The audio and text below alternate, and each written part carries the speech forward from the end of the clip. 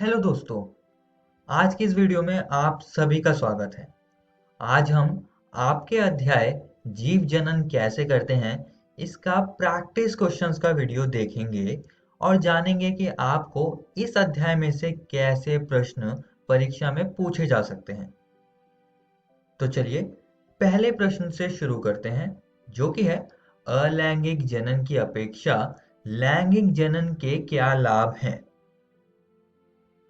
तो आइए देखते हैं कि इसका उत्तर हम कैसे लिखेंगे।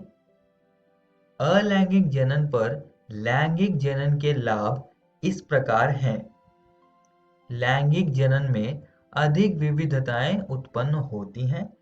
इस प्रकार यह आबादी में प्रजातियों के अस्तित्व को सुनिश्चित करता है। नई संतति में माता-पिता दोनों की विशेषताएं होती हैं। लैंगिक जनन के साथ जैव विकास संभव है। नई प्रजातियां लैंगिक जनन के माध्यम से बनती हैं। तो ऐसे हम इसका उत्तर लिखेंगे। आइए अब दूसरे प्रश्न की तरफ चलते हैं। द्विखंडन बहुखंडन से किस प्रकार भिन्न है? तो इसमें आपसे सीधे तरह से पूछा है कि द्विखंडन और बहुखंडन आपस में कितने भिन्न हैं, यही चीज आपको इसके उत्तर में लिखनी है। तो आइए देखते हैं कि इसका उत्तर हम कैसे लिखेंगे। सबसे पहले हम द्विखंडन के बारे में लिखेंगे। यह अलैंगिक जनन का एक प्रकार है जिसमें पूरी तरह से विकसित जनक कोशिका दो अनुजात कोशिकाओं का निर्माण करने वाले दो हिस्सों में विभाजित हो जाती है। और आपको फिर इसमें द्विखंडन का एक उदाहरण भी लिखना है, तो हम यहाँ पर वो लिखेंगे। अमीबा द्विखंडन द्वारा जनन करता है और आपको इसका एक डायग्राम यानी कि इसका चित्र भी आपको बना देना है। अब हम बहुखंडन के बारे में लिखेंगे। बहुखंडन में एक एकल कोशिका कई अनुजात कोशिकाओं में एक साथ विभाजित होती है। अमीबा और प्लाज्मोडियम बहुखंडन द्वारा जनन करते हैं और इसमें भी आपको इसके उदाहरण के साथ इसका चित्र भी बना देना है। आइए अब तीसरे प्रश्न को देखते हैं। ऋतुस्राव क्यों होता है?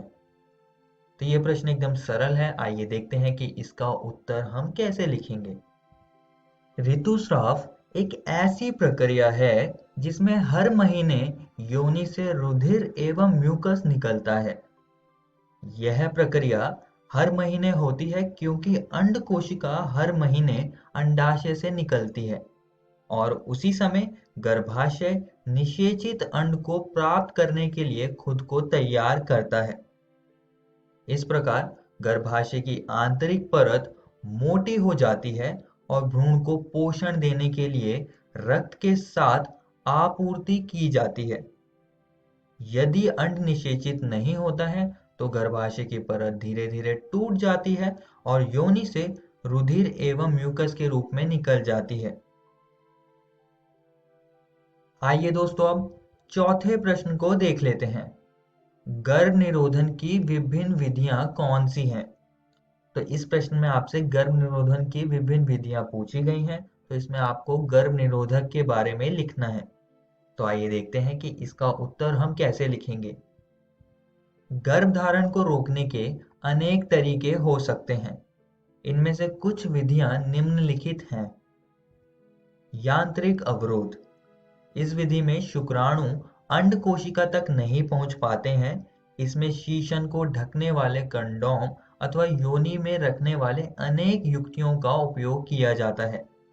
महिलाओं में लूप अथवा कॉपर टी को गर्भाशय में स्थापित करके भी गर्भधारण को रोका जा सकता है।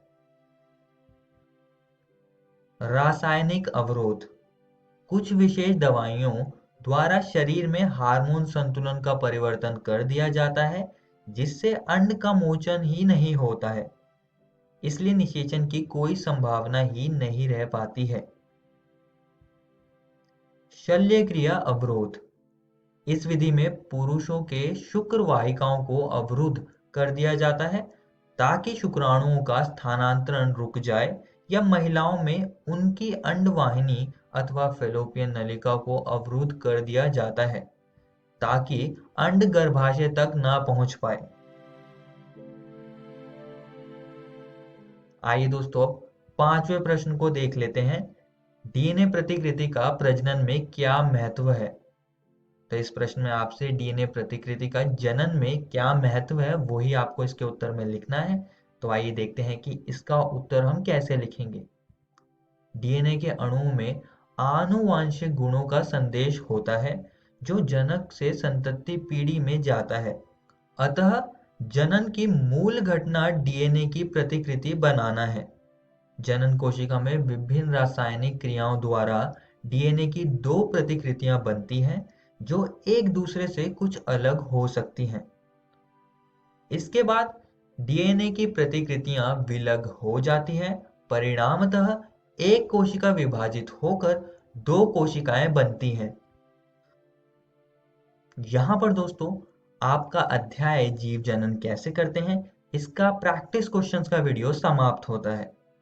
इससे अगली वीडियो में हम एक नया अध्याय शुरू करेंगे जिसका नाम है आनुवंशिकता एवं जैव विकास। धन्यवाद।